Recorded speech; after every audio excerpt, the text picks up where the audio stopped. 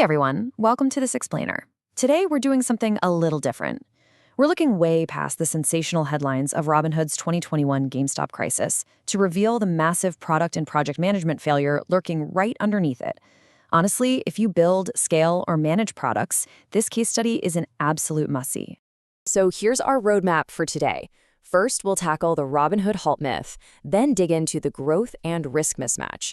After that, we're examining the forensic evidence, doing a root cause analysis, and finally, drawing some really powerful project management AI parallels for those of you scaling tools today.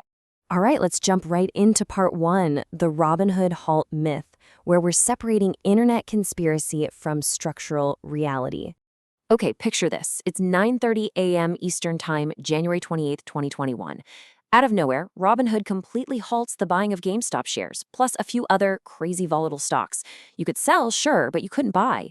Instantly, right? A massive viral narrative just catches fire. Literally within an hour, the entire internet universally decided that Robinhood executed this halt as a sneaky, discretionary favor. The myth went that they were protecting their Wall Street buddies, specifically institutional short sellers like Melvin Capital, who were absolutely getting crushed. It's that classic David versus Goliath story, except Goliath just unplugged the router.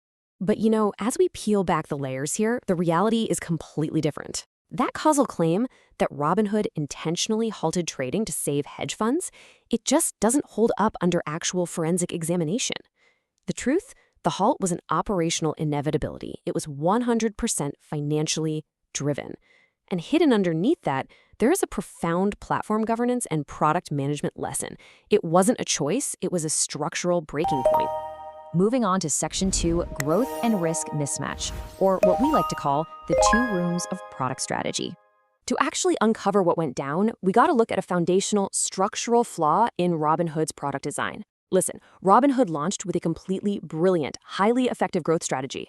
They democratized access with commission-free trading. They built this incredibly frictionless, totally gamified mobile interface. And the result? A massive influx of users. But these weren't just people trading in a vacuum. They were highly active on social networks, places like Reddit's Wall Street Bets. So Robinhood successfully built this gigantic mobile-native user base that shared ideas and, crucially, moved together in unison. And wow, does this illustrate the fatal disconnect? What I call the two rooms PM failure. Over in room 1, the growth team was engineering a platform for users who were socially connected and acting with insane viral momentum. But over in room 2, the risk team was still operating on legacy financial assumptions. They were planning their capital requirements based on millions of retail users doing distributed, independent, and uncorrelated things. Basically, they assumed users would just randomly buy and sell thousands of completely different stocks.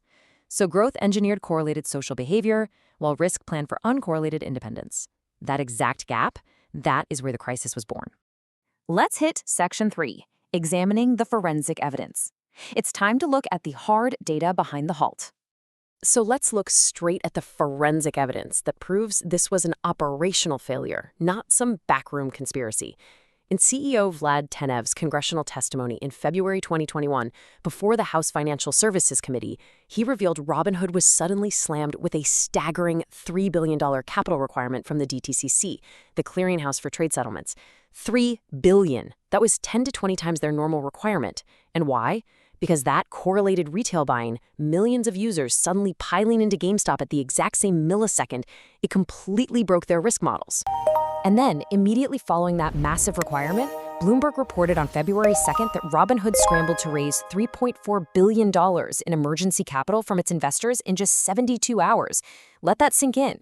You have to ask yourself, a company facing a discretionary choice just to help out some hedge funds does not raise $3.4 billion over a weekend. This sheer scale and speed of fundraising proves, beyond a shadow of a doubt, that the constraint was intensely financial. They were structurally flat broke for the types of trades their users were trying to make. Which actually leads us to a super pivotal point derived from the DTCC's public statements in January 2021 and the subsequent congressional testimony. The halt was not a choice. It was the mechanism of the negotiation. Robinhood literally had to beg and negotiate that $3 billion requirement down to $1.4 billion. The DTCC agreed, sure, but on one super strict condition. Robinhood had to restrict the buying of those volatile securities to cap any further risk exposure. The halt was literally the only mechanism to keep the platform alive. But you're probably thinking, why did anyone believe this at the time? Well, as detailed in the SEC staff report from October 2021, Robinhood had a profound governance failure on their hands. Their primary revenue model, payment for order flow, created this deep structural relationship with Citadel Securities. Even though the SEC report evidence shows Citadel absolutely did not order the halt, those financial ties made the actual, boring operational truth impossible for the public to swallow. When your business model looks like a giant conflict of interest, the public is going to assume a conflict of interest during a crisis. Okay, Section 4, the root cause analysis. Let's run the classic 5 whys framework. Now, what's really fascinating here is how we can use the classic project management 5 whys framework to trace this gigantic financial meltdown all the way back to a core product failure. Let's step through it together. First, why the halt? Because a $3 billion DTCC requirement exceeded their available capital. Second, why the massive requirement?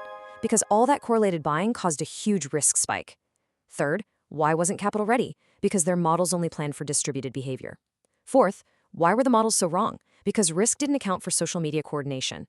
And finally, the root cause. The growth and risk teams used completely disconnected planning assumptions. The very feature driving their massive success, social connectivity, was the exact same thing as their catastrophic risk scenario, and literally no one mapped the connection. Which brings us to Section 5, Project Management AI Parallels, and how we apply this lesson to 2026.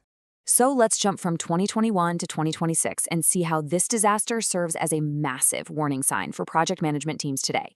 The core lesson here is absolutely everything. Your growth strategy creates your risk scenarios.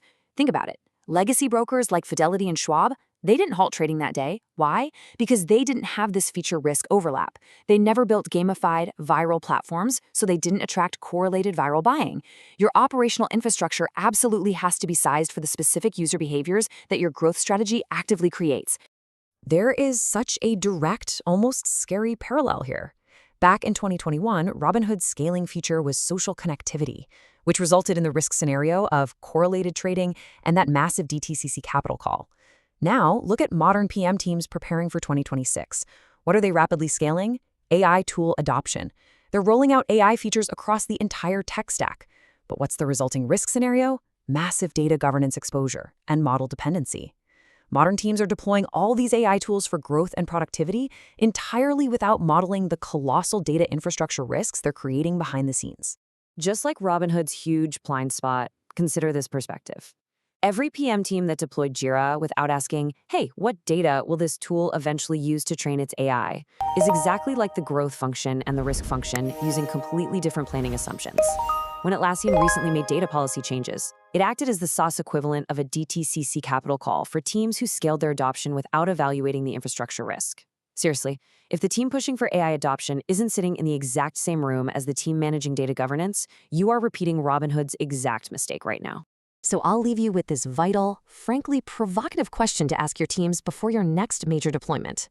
What scenarios does your growth strategy make increasingly probable?